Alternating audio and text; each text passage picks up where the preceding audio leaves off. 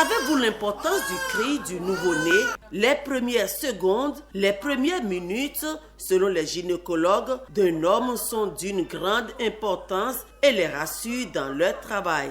Et pour ceux qui sont réanimés pendant 10, 15 à 20 minutes avant qu'ils ne se réveillent, ils perdent un certain coefficient de leur intelligence. La souffrance fœtale est due à une anoxie cérébrale chez le nouveau-né.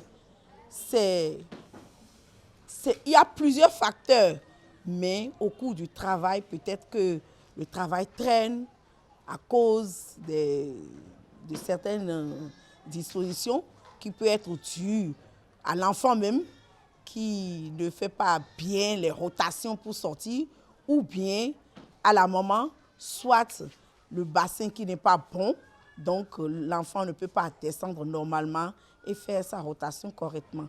Donc l'accouchement traîne et dépasse le temps normal que ça devait faire. Donc l'enfant souffre. Avis donc à ces femmes qui perdent le temps et causent des souffrances fœtales à leur nouveau-né. Évitons-leur le pire. L'enfant qui naît et qui crie, c'est un grand avantage parce qu'on sait que cet enfant-là est normal.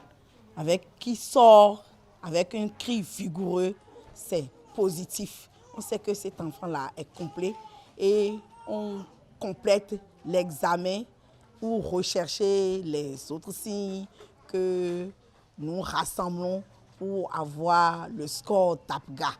Et que c'est ça qui permet de dire que nous avons un enfant sain, un enfant normal. Un enfant qui ne crie pas sur champ, on doit le réanimer. Il porte déjà des empreintes. Quelles sont ces empreintes? Les empreintes au niveau cérébral.